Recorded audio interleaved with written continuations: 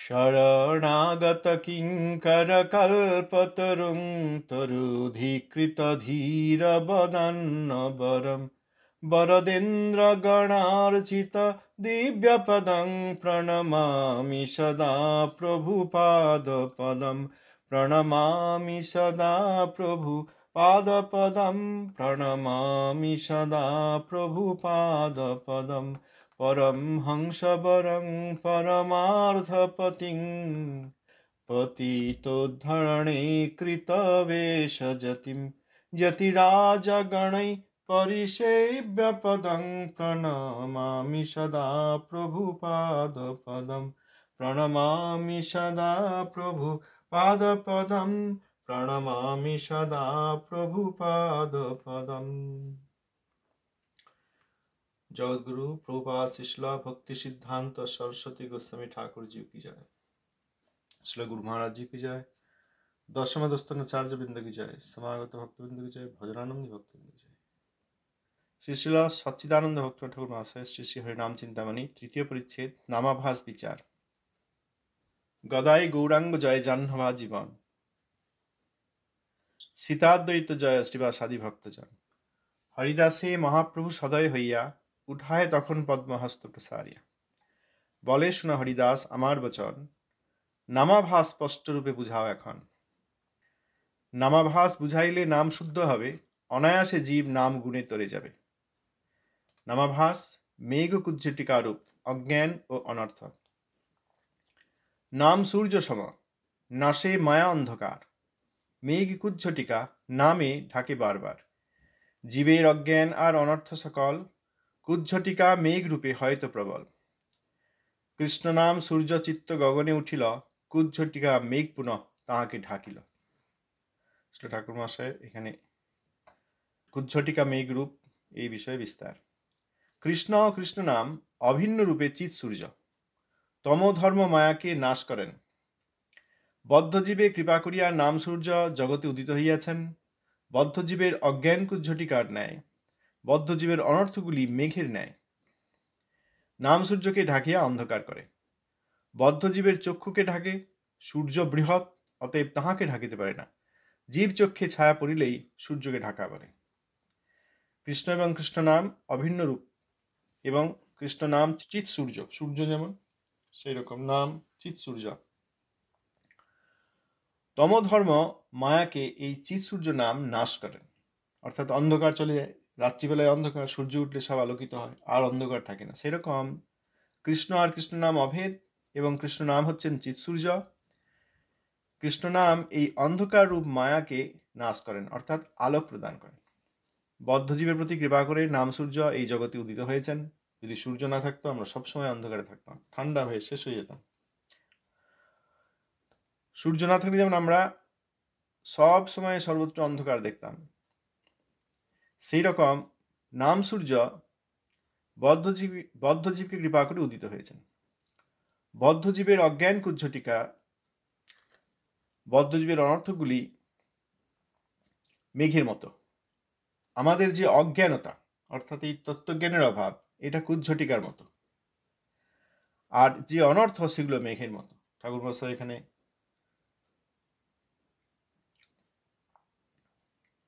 তুলনা দিয়েছেন। কুজ্জটিকা কুয়াশা, অজ্ঞানতা, আর মেঘ হচ্ছে অনর্থ। নাম সূর্যকে ঢেকে অন্ধকার করে দেয়। কেবল এই বদ্ধজীবের চক্ষুকেই ঢেকে দেয়, অর্থাৎ যখনই আমাদের মেঘ আদি হয় বা কোথাও খুব কুয়াশা হয়, সূর্য উঠেছে, রাত সকাল 10টা বেজে গেছে, তবু প্রচণ্ড কুয়াশায় সূর্যের আলো আসছে না। সূর্যের আলো, সূর্য যেখানে সেখানেই আছেন, কিন্তু পৃথিবীর যে এলাকায় আমরা রয়েছি সেখানে প্রচণ্ড কুয়াশা হওয়ার জন্য সেইখানটায় সূর্যের আলো প্রবেশ করছে না। অতএব সূর্য ঠিকই আছেন, কিন্তু কুয়াশার জন্য আলো আসছে না। সেরকম মেঘ কোনো একটা অংশে, পৃথিবীর কোনো একটা অংশে আকাশে মেঘে ঢাকা পড়ে গেছে, কালো মেঘ, অন্ধকার, একদম সূর্যের আলো আসছে না। সূর্যের আলো ঠিকই আসছে, কিন্তু ওই মেঘের জন্য পৃথিবীর ওই এলাকায় আলো আসছে না। সেই রকম চিৎ সূর্য কৃষ্ণ সর্বদাই আছেন, বদ্ধজীবের প্রতি কৃপা করে এখানে উদিত হয়েছেন, সর্বদাই আছেন। কিন্তু বদ্ধজীবের যেসব অজ্ঞানতা আছে, যেগুলো কুয়াশার মতো, কুজ্জটিকার মতো, বা বদ্ধজীবের যেসব অনর্থ আছে যেগুলো মেঘের মতো, সেইটা ওই বদ্ধজীবের চক্ষুকেই আড়াল করে দিচ্ছে।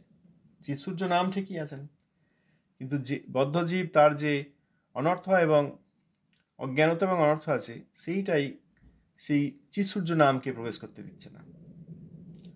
জীবের চক্ষে ছায়া পড়লেই, জীব চক্ষে ছায়া পড়লেই সূর্য ঢাকা বলে। সূর্য ঢাকা মানে সূর্যকে কেউ ঢাকে নাই, এই জীবের চক্ষুকেই ঢেকে দিয়েছে। সূর্যকে এই কুয়াশা জীবের আমাদের যে অজ্ঞানতা আছে, বদ্ধজীবের যে অজ্ঞানতা আছে, বদ্ধজীবের যে অনর্থ আছে, সেটা ওই বদ্ধজীবকেই সূর্যের আলো থেকে ঢেকে রাখে। আমাদের অজ্ঞানতা বা আমাদের অনর্থ চিৎ সূর্য নামকে ঢাকতে পারে না। সূর্য অনেক বড়, মেঘ পৃথিবীর বায়ুমণ্ডলে আছে, সূর্য অনেক বড়, অনেক দূরে। সূর্য অনেক বড়, সেখানে কিন্তু এই মেঘ গিয়ে সূর্যকে আড়াল করেনি, পৃথিবীর এই অংশকে আড়াল করেছে। সেই রকম বদ্ধজীবের চোখকেও সূর্য ঢেকে দেয়, বদ্ধজীবের চোখকে তারই অনর্থ এবং অজ্ঞানতা ঢেকে দেয়। বদ্ধজীবের অনর্থ বা অজ্ঞানতা নাম সূর্য যা বৃহৎ তাকে ঢাকতে পারে না। তাহলে কেন সূর্যকে ঢেকে দেওয়া বলা হয়? কারণ এই জীব চক্ষে ছায়া ফেলে, এই জন্যই একে সূর্যকে ঢাকা বলা হয়। ঠাকুর মহাশয়ের ব্যাখ্যা। অজ্ঞান কুজ্ঝটিকা স্বরূপভ্রম, নামের যে চিৎস্বরূপ তাহা নাহি জানে, সে অজ্ঞান কুজ্ঝটিকা অন্ধকার আরি। কৃষ্ণ সর্বেশ্বর বলি নাহি জানে যেই, নানা দেবে পুঁজি কর্মমার্গে ভ্রমে সেই। জীবে চিৎস্বরূপ বলি নাহি যার জ্ঞান, মায়া জড়াশ্রয়ে তার সতত অজ্ঞান। তবে হরিদাস বলে আজ আমি ধন্য, তবে হরিদাস বলে আজ আমি ধন্য, মম মুখে নাম কথা শুনিবে চৈতন্য।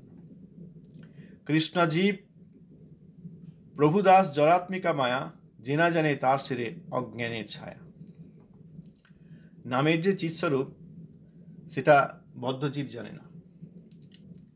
এই চিৎস্বরূপত্ব না জানাই হচ্ছে অজ্ঞান কুজ্ঝটিকা।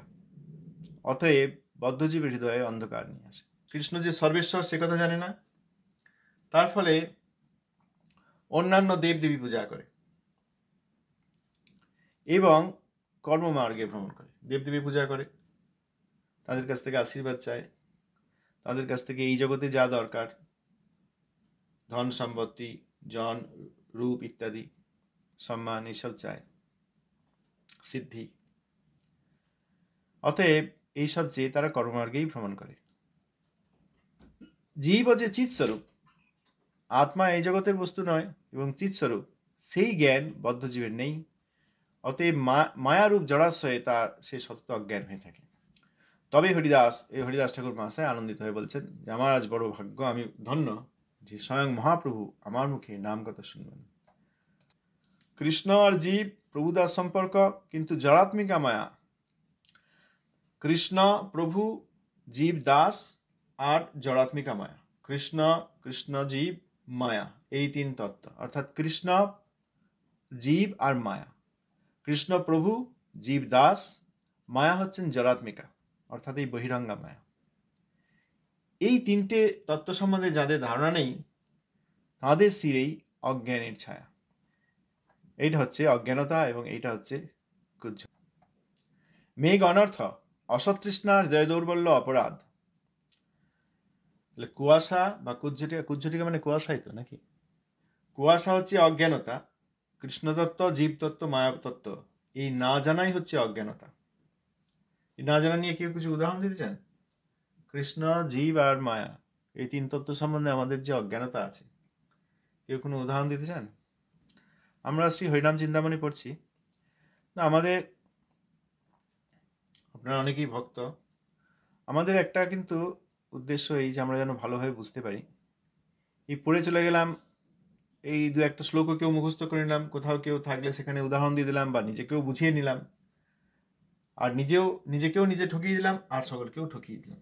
এই ঠকেই যাচ্ছি আমরা, সব জায়গায় আমরা শুধু ঠকেই যাচ্ছি। যদি আমরা আমাদের গুরুবর্গের এই আশীর্বাদ মাথা পেতে নিই আনন্দের সঙ্গে, আমরা ঠকে যাব না। কেউ উদাহরণ দেবেন? কৃষ্ণ মায়া জীব, এই তিন তত্ত্ব সম্বন্ধে যাদের অজ্ঞানতা আছে, সেইটাই হচ্ছে কুয়াশারূপ বা কুজ্ঝটিকা রূপ। স্বরূপভ্রম হচ্ছে কুজ্ঝটিকা। আর যেসব অনর্থ আছে তাকে মেঘ বলেছেন।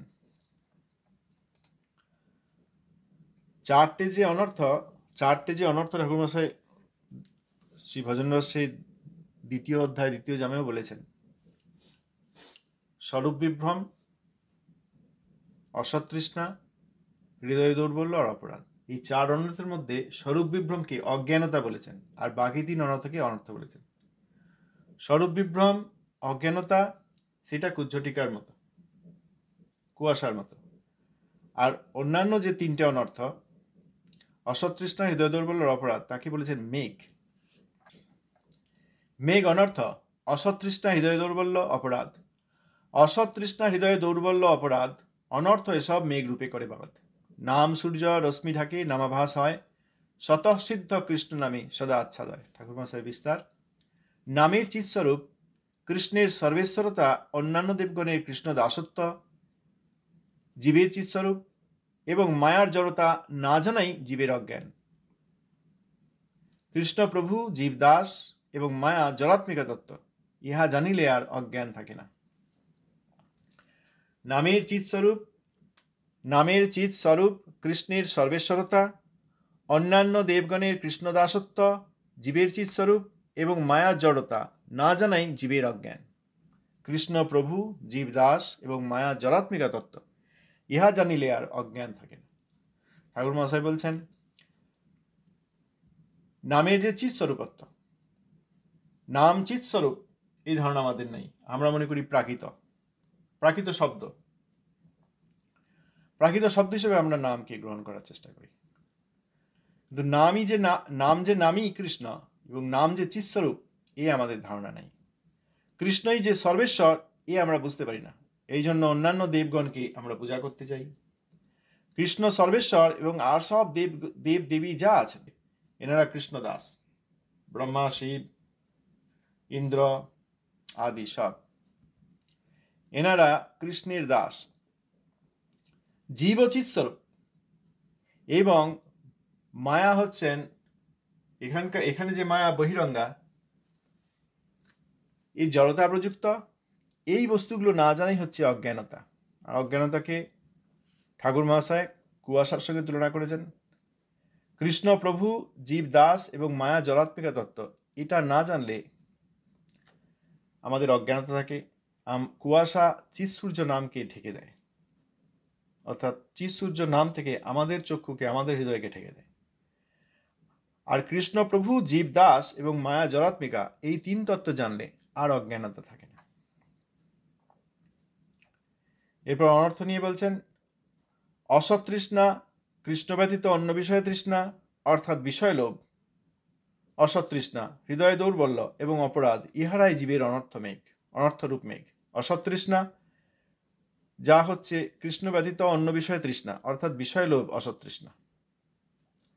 হৃদয় দৌর্বল্য এবং অপরাধ, এই তিনটি হচ্ছে জীবের অনর্থরূপ মেঘ। নামাভাসের অবধি, সম্বন্ধ তত্ত্বের জ্ঞান যাবৎ না হয়, তাবৎ সে নামাভাস জীবের আশ্রয়। সাধক যদ্যপি পায় সদ্গুরু আশ্রয়, ভজন নৈপুণ্যে মেঘ আদি দূর হয়। যতক্ষণ সম্বন্ধ তত্ত্বের জ্ঞান না হয়, ততক্ষণ জীব নামাভাসই করেন। নামাভাস কতক্ষণ? যতক্ষণ সম্বন্ধ তত্ত্বের উদয় হয়নি। সাধক যদি বা সদ্গুরু প্রাপ্ত হয়, এই ভজন নৈপুণ্যে মেঘ আদি দূর হয়। এইসব কথা আচ্ছা বিচার করে যদি দেখি, বর্তমানে কিন্তু এইসব অনেক ভুল ধারণা চলে আসছে।